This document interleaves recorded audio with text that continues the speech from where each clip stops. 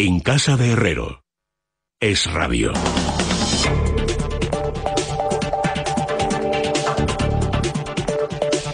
Las 9:25 de la noche, don Juan Ramón Rayo, bienvenido, muy buenas noches. Buenas noches, Luis. Don Eduardo Garzón, bienvenido, buenas noches. Buenas noches. A ti con menos entusiasmo porque te veo con más frecuencia, Juan Ramón Rayo, que desde es un liberal que ya cree en las vacaciones, lo cual empieza a hacerme pensar que los milagros existen. Vacaciones parciales, porque... Sí, pero vacaciones. Tú pones el adjetivo que quieras, pero vacaciones. No, parciales. Todos los días he escrito un artículo, eso tampoco se puede considerar que sean unas vacaciones extraordinarias. Bueno, porque si no, un liberal, si no arremete contra alguien, aunque sea por escrito, no es feliz. Sí, eso ¿no? en parte es así, y además hoy tenemos material para ello. Por cierto, aunque no es materia que a lo mejor sí, si queréis hablar, pero hay una noticia que hoy me ha recordado mucho a ti, porque tú siempre que hablas de las nuevas tecnologías, los nuevos modelos, etcétera, pones como ejemplo los coches autónomos.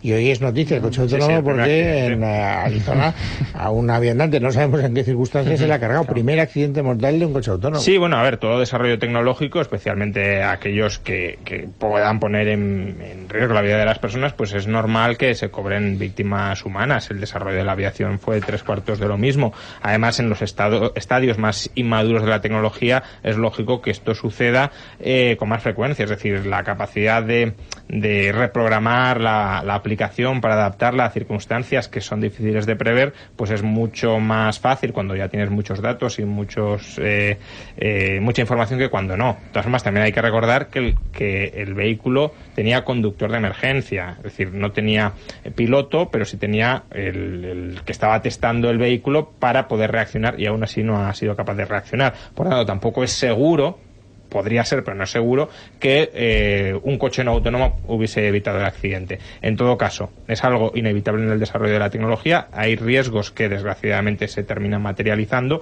y creo que, salvo que entremos en una epidemia de accidentes mortales, en cuyo caso sí que si el porcentaje de accidentes en relación con el de millas o kilómetros recorridos fuera alarmantemente alto, sí que habría que poner la tecnología en stand-by. Pero si estamos ante circunstancias que siguen siendo coyunturales, creo que una tecnología tan revolucionaria y tan positiva como esta no habría ni mucho menos que paralizarla. También, no lo olvidemos, los coches no autónomos provocan accidentes mortales. ¿Tú te atreverías a subirte en un coche autónomo, Eduardo? Pues sí, porque eres joven. A mí es que me da un cierto repulso. Pero... Yo creo que no. Yo creo que no lo haría, en parte precisamente porque no está suficientemente desarrollado. Yo también me sumo a lo que decía Juan Carlos de, bueno, al fin y al cabo los coches conducidos por personas no solo también matan, sino que matan mucho más, ¿no? En cualquier caso, habrá que ver hasta dónde llega la tecnología, que por cierto está relacionado esto con cuestiones económicas como la de, oye, que los robots nos van a quitar los puestos de trabajo, ¿no? Y hay muchísimos informes que así atestiguan que las predicciones son en muchos puestos de trabajo van a desaparecer por el auge de la tecnología. Y con este caso podemos imaginar que, bueno, pues lo que tenga que ver con transportistas, por ejemplo, pues se verían muy afectados por esto. Sin embargo, yo, a diferencia de mucha gente que se mueve en la órbita de la izquierda, yo creo que eso es positivo. Yo creo que no es malo per se que haya robots que que se dediquen a hacer trabajo que antes hacíamos nosotros. El problema es que los robots tienen dueños. Ese es el problema que yo le veo, que los beneficios y los frutos del trabajo de desarrollo de los robots, en este caso no sé si era de Uber, pues se lo lleva el dueño de Uber, ¿no? O los accionistas de Uber, no un trabajador que podría estar desempeñando. No me provoques, Eduardo, que no quiero ser protagonista de ese debate, porque entonces tú no tendrás ordenador personal, supongo. Claro que tengo. ¿Ah, sí? ¿Por qué? Pues me parece fatal, porque los beneficios de los ordenadores que tú te compras van a la marca del ordenador. Y sin embargo, fíjate la cantidad de trabajo que haces con el ordenador que antes necesitaba 30, 40 o 50 personas detrás. Sí, pero eso es una herramienta, no un medio de producción. Es decir, yo no estoy produciendo algo que lo ponga a la venta. También es un medio de producción. Esto es un eslabón débil de la terminología o de la pseudociencia marxista, porque al final un bien de consumo puede ser también un medio de producción, según un coche puede ser un medio de consumo, de transporte de ocio, y también un medio de transporte de mercancías. Para mí el ordenador es uno de mis principales medios de producción, por ejemplo, tanto para dar clases como para escribir artículos. Pero yo no estoy poniendo a la venta algo que tan directamente ligado con el ordenador. O sea, yo podría hacer el trabajo a través de otro tipo de herramientas. En mi caso totalmente. Es decir, yo no puedo escribir artículos ya con máquinas de escribir, y ya casi siempre se me está olvidando escribir a mano, tanto que escribo en ordenador, y las clases, parte muy importante de las clases que doy, las doy con clases online a través del Centro de Estudios SOMA, por tanto, sin ordenador no podría hacer nada. Pero no verás comparable el ejercicio de un ordenador, o sea, la propiedad de un ordenador, que la propiedad de una empresa que se dedica a trasladar gente y que hace beneficios muy suculentos, mucho más que lo que estamos hablando. No necesitas ser... Primero, que no es necesario que todos esos servicios los preste una empresa. Es decir, tú te puedes comprar un coche autónomo y montar una pyme de transportes con 2 camiones autónomos. No es necesario que todas las operaciones de transporte de mercancías del mundo las haga Uber, las haga Amazon, etcétera. Y 2, y esto además me permite ligar con otro de los temas de actualidad,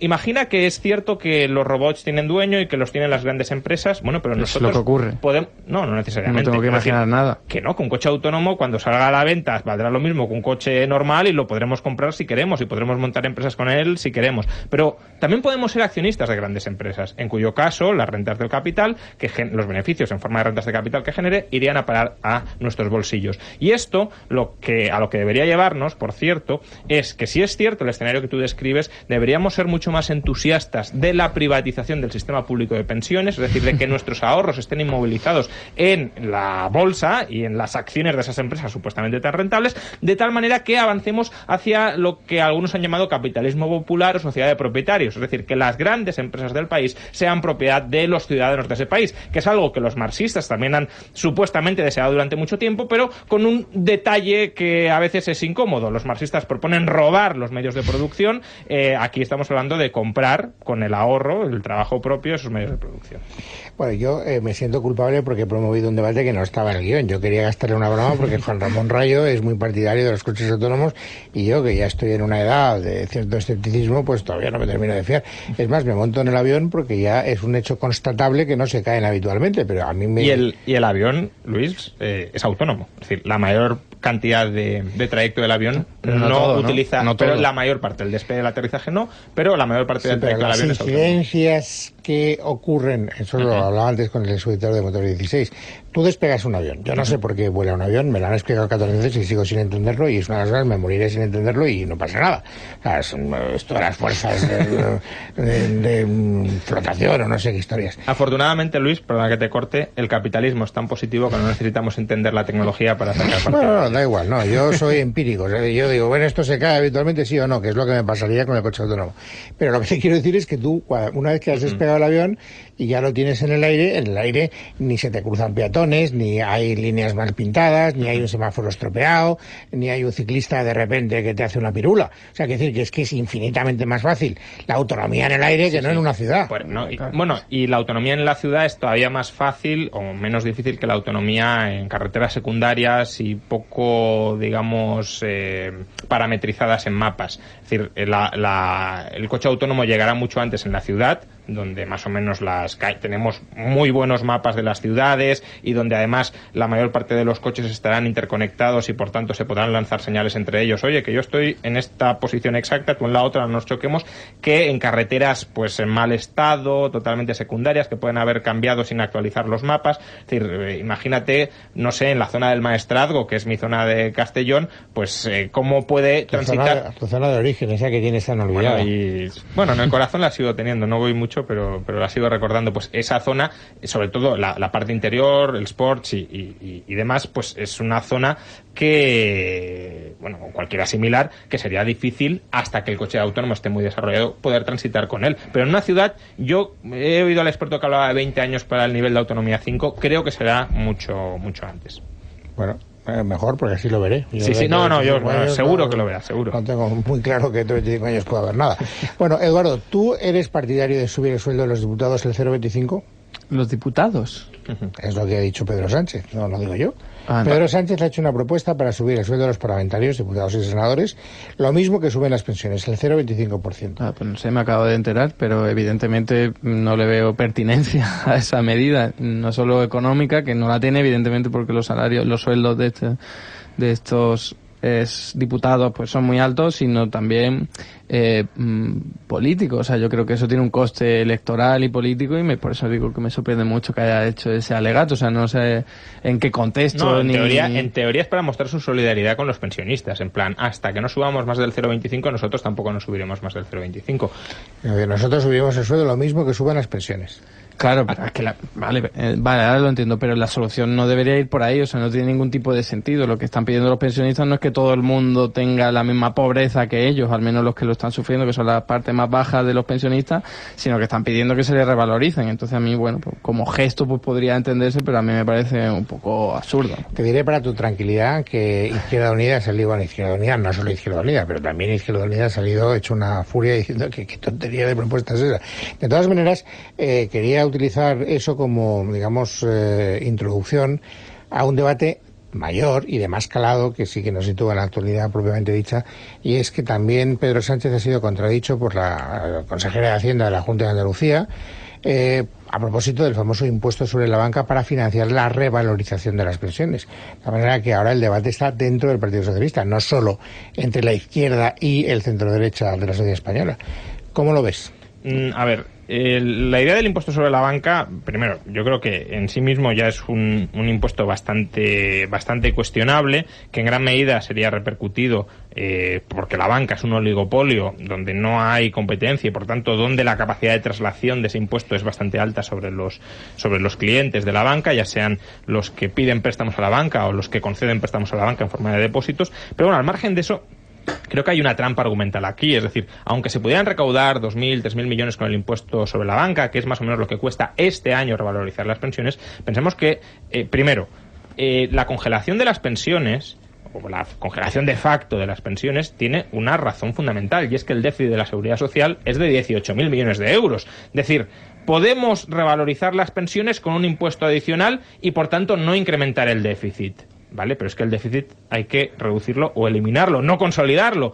Y todos los partidos políticos que están promoviendo la derogación de las últimas reformas de las pensiones, entre ellos Unidos Podemos, no están planteando ningún plan creíble, ningún plan sólido para financiar su propuesta de incrementar el gasto público, y que se financie única y exclusivamente la revalorización al IPC de las pensiones es un puro aguinaldo electoralista, porque es darles a los pensionistas 2.000 millones de euros sin solucionar el problema de fondo de la sostenibilidad de las pensiones, y eso no se soluciona en absoluto, creo que todos aquí podremos coincidir en esto, con impuestos sobre la banca. Serían necesarias otras medidas, pero ¿qué medidas? Pues que las planteen, que las pongan encima de la mesa, que las podamos valorar, y no lo están haciendo. ¿Por qué no lo están haciendo? Porque saben que no lo pueden hacer, y por eso van mareando la perdiz. Que si el Ministerio de Defensa se va a gastar 10.000 millones de euros más en renovar el armamento, que es un gasto que se podrá criticar o no, pero es a 15 años, por tanto no puedes comparar gasto anual con gasto a 10 años, que si el rescate de la banca, que es un gasto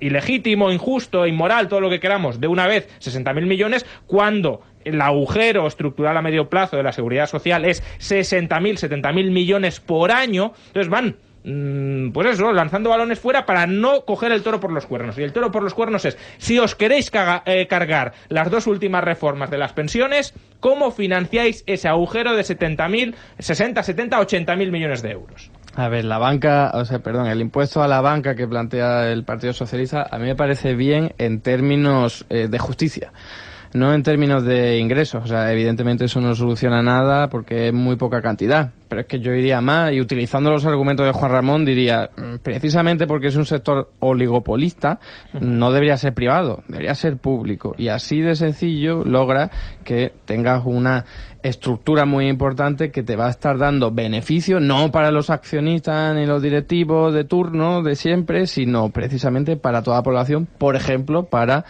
incrementar los ingresos de la Seguridad Social. Lo que no tiene sentido para nada es que hoy día veamos que los 6 bancos más grandes de España, desde el año 2008, en su conjunto, no hayan pagado ni un solo euro de impuestos. O sea, no solo que estamos dedicando muchísimo dinero a rescatar y a ayudar a los bancos públicos, sino es que encima estos no tienen no nos dan ningún tipo de compensación a través de los impuestos, porque bueno, como tienen los créditos fiscales diferidos, pues les sale incluso a devolver, que le han salido a devolver desde el año 2008 unos 163 millones de euros que han devuelto Hacienda a estos bancos.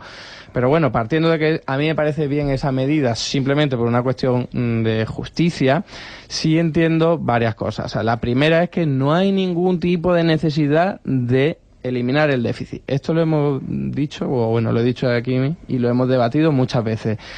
Hay medidas que se pueden implementar para incrementar los ingresos a la seguridad social y hay que adoptarlo y están cuantificados. Uno puede criticar si son suficientes o no, pero lo que está claro es que dinero hay para incrementar la seguridad social, los ingresos de la seguridad social, y al mismo tiempo hay que entender que todo esto tiene que ir enmarcado dentro de una reforma fiscal mucho más amplia. No solo se puede hablar de una medida puntual del impuesto a la banca, de una medida puntual de reducir el gasto del Estado, es que del militar, si hablamos de todas esas medidas conjuntas, dándonos cuenta de que ya hoy día el Estado recauda unos 6-7 puntos porcentuales del PIB menos que la media europea, sabemos que financiación podría haberla. E insisto, no es necesario acabar del déficit público de la seguridad social de un plumazo.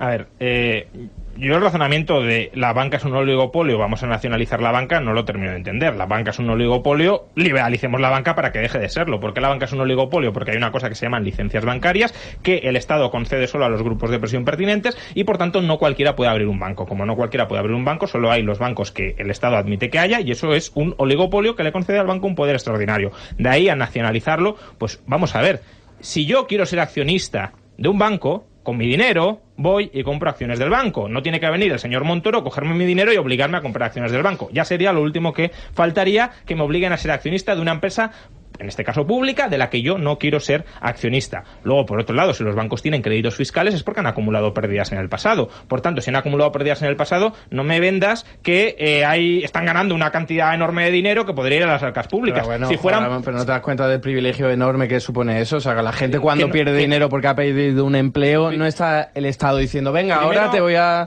perdonar los impuestos. Primero, que eso no es del todo cierto. Es decir, si tú inviertes en bolsa y pierdes, te puedes compensar las pérdidas en años subsiguientes, si eres un particular. Ese es otro privilegio que tienen cualquier persona que invierta en bolsa. Claro, que son los capitalistas, los que tienen rentas de capital, no cualquier trabajador medio que sale despedido de su trabajo y a ese no hay ningún tipo de perdón en los impuestos. Cualquiera que tenga ahorro se puede invertir en bolsa una pequeña cantidad y se puede... Claro, el 34% de la población no tiene capacidad de ahorro ninguno.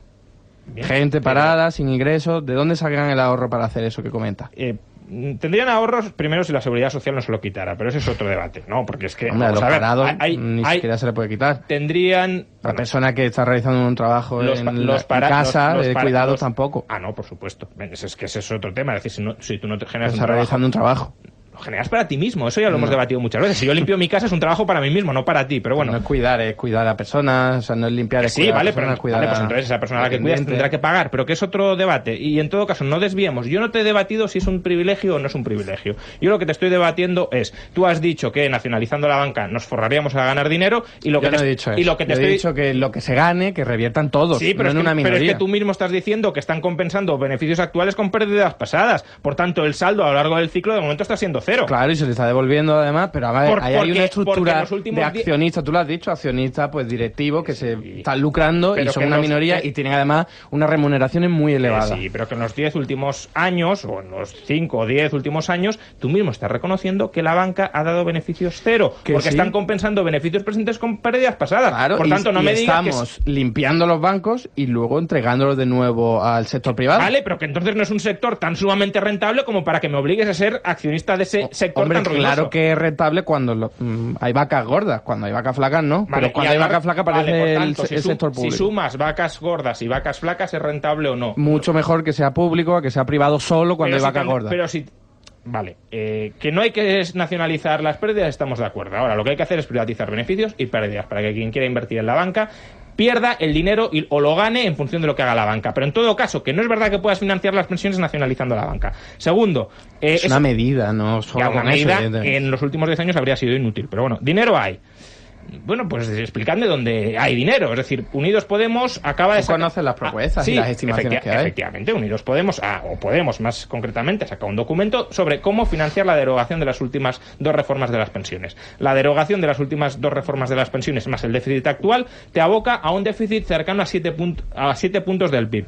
¿Qué medidas propone Podemos? Si tú sumas todas las medidas que propone Podemos, básicamente subir el salario mínimo, luchar contra la precariedad, estopar las pensiones máximas, subir otros impuestos, una reforma fiscal más general, como decías tú, si tú sumas todo eso, la recaudación que ellos mismos estiman es de 2,5 puntos del PIB. ¿Cómo financias un agujero del déficit de 7 puntos del PIB con una recaudación, que a mi juicio está inflada, pero no voy a entrar ahí, de 2,5 puntos del PIB? No lo haces. Por tanto, la reforma que están planteando, la contrarreforma que están planteando, derogar las 2 últimas reformas, lo que va a hacer es volver el sistema insostenible. Por tanto, si dinero hay, explicadme dónde hay dinero y cómo se consigue dinero. Porque que me habléis de 7, 8 puntos del PIB de diferencia de recaudación no me sirve cuando en otros países europeos quien paga más impuestos son las clases medias y las clases bajas.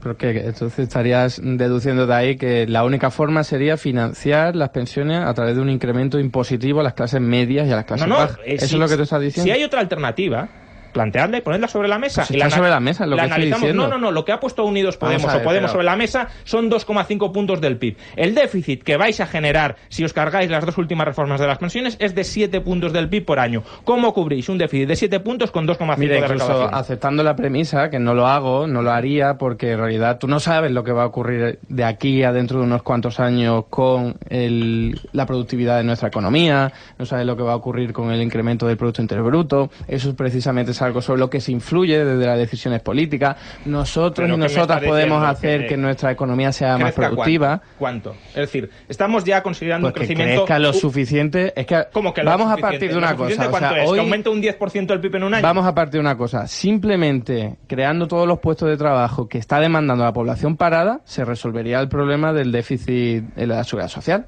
Primero, depende a qué salario lo genera. Ahí está. Sí, si hoy día nos encontramos que el sector privado está financiando, creando contratos de menos de 973 euros mensuales, tenemos un problema de financiación. Y de hecho, Juan Ramón, tú lo sabes, hay más de 1 millón de afiliados a la Seguridad Social más y recaudamos prácticamente lo mismo por cotizaciones. Eso quiere decir que los salarios son muy, muy bajitos. ¿Lo mismo que cuándo? Lo mismo que cuando el Partido Popular llegó al gobierno. Claro, ¿por qué? Porque se estaban pagando pensiones con cotizaciones de desempleo. Hoy hay menos cotizaciones de desempleo. Y eso ha sido... Por tanto, estaba habiendo una transferencia del presupuesto estatal a las cuentas de la Seguridad Social. Es una forma de financiar. Ahora bueno, pero si quieres financiarlo de esa manera, es decir, acabando con la contributividad del sistema y transfiriendo dinero de los presupuestos generales, explícame qué impuestos generales vas a subir para financiar ese déficit. Pero que no hace falta. Vamos a ver, si ahora mismo no tenemos superávit público en el conjunto de administraciones públicas. No lo hemos tenido nunca en los últimos 40 años. Y la deuda... ¿Y por qué te preocupa eso, que ahora tengamos un déficit ahí? En la sanidad pública siempre ha habido un déficit público y no veo a la gente diciendo hay que quitar la sanidad pública. Bueno, veo a algunos diciendo como tú. Sí, yo mismo. Pero no por eso. Pero ha habido un déficit de pagos, eso es otra cosa. No, es lo mismo. No es lo mismo. Claro, una cosa es que haya un déficit de caja, es decir, que haya facturas pendientes de pago, y otra que el sistema, que no es un sistema separado, tenga déficit, que no lo tiene. Pero lo podemos separar. Nosotros podemos coger la sanidad pública separada y decir, vaya, tiene número rojo. Pero no tiene una financiación independiente la sanidad pública. No puedes calcular el déficit de la sanidad pública. Lo que puedes calcular lo puedes calcular perfectamente. El usuario de la sanidad pública no paga apenas. Y el coste de la sanidad pública tiene un coste y se puede cuantificar. Entonces todo servicio público no financiado con impuestos específicos tiene déficit. Claro, precisamente. Eso es lo que te estoy diciendo. ¿Qué problema habría en que las pensiones fueran así? A ver, es que no te estoy diciendo que haya un problema que si tú quieres convertir el sistema público de pensiones en un sistema asistencial, no contributivo, sino asistencial... Es que parcialmente lo es. Muy parcialmente. Cada vez más, por desgracia, pero bueno, que si lo quieres convertir, conviértelo. Pero explícame cómo lo financias. Es decir, el conjunto... Pues igual que la sanidad pública. Con más impuestos. ¿Y que no hay necesidad de incrementar los impuestos. Si hay déficit, ¿cómo financias ese déficit? No en la seguridad social. Con bono público. Es decir, incrementando permanentemente la deuda. Los bonos públicos son ahorros del sector privado, ¿no? Gente que compra un título para ahorrar. ¿Y quién te compra los bonos una vez la deuda pública sobre el PIB está explotando y por tanto... ¿Pero por qué está explotando? Si tú lo que estás haciendo es incrementar el Producto Interior Bruto, ahora mismo está reduciéndose la cantidad de deuda pública sobre el PIB. Sí. Y se está porque está creciendo la economía. Pues esa es la clave. Nosotros tenemos que interactuar con la economía para que aumente la actividad económica. Si tú tienes un déficit, insisto, es decir, si tú aplicas las propuestas de derogar las 2 últimas reformas de las pensiones, el déficit específico de la Seguridad Social te va a aumentar en unos 5 o 6 puntos. Si tú hoy le sumas 5 o 6 puntos al déficit de España, te vas a un déficit total del conjunto de las administraciones públicas de 9 puntos del PIB. ¿Me estás diciendo que la economía va a crecer lo suficiente, es decir, no sé, al 10, al 15, al 20% del PIB por año para que ese déficit tan grande, ese déficit del 9% reduzca la ratio de deuda sobre PIB? No. Pues depende de qué otras políticas hagas, evidentemente. Es decir, que España va a crecer como China. No dupliques, que tengo que haceros una pregunta antes de que os vayáis, que se está en el... Lo que pasa es que no os puedo permitir un debate largo por falta de tiempo, no por falta de ganas. Eduardo, ¿tú eres partidario de despenalizar el top manta? ¿De? Despenalizar el top manta, que es una de las proposiciones que hoy ha registrado el Congreso Podemos. A ver, yo no soy ningún experto en este tema, pero sí entiendo que es un ámbito muy muy complejo. A mí lo que no me parece bien es que se trate a personas que están simplemente buscándose la vida como delincuentes, y por lo tanto yo creo que ahí hay que interactuar, porque son personas, insisto, que lo único que están haciendo es buscarse la vida, y bueno, pues lo están haciendo de la forma que pueden. No quieren hacer eso, ellos querrían trabajar en puestos de trabajo que, bueno, pues que tuvieran una remuneración suficiente, una estabilidad. Entonces yo creo que el sector público tiene que trabajar por eso, para ofrecer un puesto de trabajo o una alternativa a todas este tipo de personas, y entonces mientras hagamos eso creo que no hay que perseguir a todo este tipo de personas. A mí el argumento de que se están buscando la vida no me convence en absoluto. Es decir, un señor que vaya atracando casas para sobrevivir también se está buscando la vida, y no por eso hay que despenalizarlo. Ahora, el delito específico de vender copias de la mal llamada propiedad intelectual, creo que no debería ser delito. Es decir, lo que hay que acabar es con ese mito de la propiedad intelectual, por el cual, y lo pongo en el caso de mis libros, me da igual, si alguien hace una copia de mis libros, no pueda vender esos libros que son simplemente copias, o sea, sin mi autorización. El plagio lo despenalizarías. Total. No, cuidado, el plagio es otra cosa. Cuando tú vendes un bolso de Gucci sin ser un bolso de Gucci, estás plagiando una marca y estás haciendo un logo y estás haciendo... Una cosa es que alguien venda un libro mío diciendo que lo he escrito yo, si lo he escrito yo, es decir, que comercialice una obra mía sin mi autorización. Que no es el caso. Sí, porque el Top Manta vende películas que son copias de películas, y no dice, esta película ha sido dirigida por mí. En el caso de las películas sí, pero en el caso de las marcas no, sí. que es el meollo de la cuestión. Si las marcas, es decir, si el consumidor es consciente que está comprando una marca que no es la real, es decir, si no se está engañando al consumidor, sino que es simplemente un pacto entre ambas partes de vender algo que aparenta ser la marca de otra cosa, yo por supuesto lo despenalizaría. Ahora, si alguien vende unas zapatillas Nike sin ser Nike, convenciendo al comprador que está comprando mercancía averiada, evidentemente no, eso es un fraude. Ahora, la propiedad intelectual es un privilegio que otorga el Estado a los productores de mercancía intelectual, entre los que me puedo incluir, y eso sí que lo despenalizaría, pero no por la casuística concreta, sino por una posición desde hace mucho tiempo en contra de la propiedad intelectual. ¿Punto de acuerdo? En parte sí, porque yo entiendo que los resultados del ingenio artístico y cultural de la humanidad tiene que ser de la humanidad, y entonces eso es algo parecido. Es decir, de nadie. De todos y de todas, no es lo mismo. Esto es lo mismo que lo que ocurre con los productos farmacéuticos. Pero si habíais llegado a un punto de acuerdo, ¿por qué lo descuadráis? ¿Por qué lo descuadráis? Porque una cosa es que la propiedad intelectual no sea de nadie, y otra que sea de todos. Mis libros no son míos, pero desde luego tampoco son tuyos. No, pero la gente tiene derecho a disfrutar de tu propiedad, de tu resultado. No es que tenga derecho. Yo no tengo derecho a impedírselo. Yo no tengo derecho a impedírselo. Ahora, tú no puedes gestionar mi producción artística como si fuera tuya. No es de nadie. Es decir, yo no puedo impedir que tú disfrutes, ni tú puedes impedir que otros disfruten. No es una copropiedad común. Es res nullius, no es de nadie. Bueno, hasta aquí. No porque yo quiera impedir, insisto, el debate, sino porque no tengo tiempo para prolongarlo. Así que a los dos, muchas gracias. Un consejo para todos, para vosotros también. Yo no sé si sois deportistas o no, pero deberíais serlo en todo caso. Yo creo que a Eduardo le pega más que a ti, Juan Ramón. Yo no te veo a ti. ¿Tú eres deportista? Bueno, he hecho deporte. Ahora que no, o sea, que no, vamos. Pues te interesa mucho cuidar las articulaciones. Sí, no solo para los deportistas, sino que en nuestro día a día es importante que tengamos bien sanas nuestras articulaciones para combatir la fatiga, el dolor, el desgaste, el cansancio, y para todo ello, bueno, pues nos ayuda a cuidarnos Silipeptan Forte Plus. Solamente con un sobre al día, pues nos ofrece la acción combinada de 8 gramos de colágeno peptan, de magnesio, de MSM y de vitamina C. Quedaos con el nombre Silipeptan Forte Plus, es nuestro gran aliado resfriado, consulte su farmacéutico o dietista. Y algo importante, los laboratorios San Roch llevan más de 25 años ayudándonos a mejorar nuestra calidad de vida y ahora lo que hace es abrir una consulta gratuita atendida por los mejores profesionales. Eso sí, la cita hay que pedirla previamente llamando a un teléfono que es el 91 826 28 36. 91 826 28 36. En casa de Herrero. Es Radio.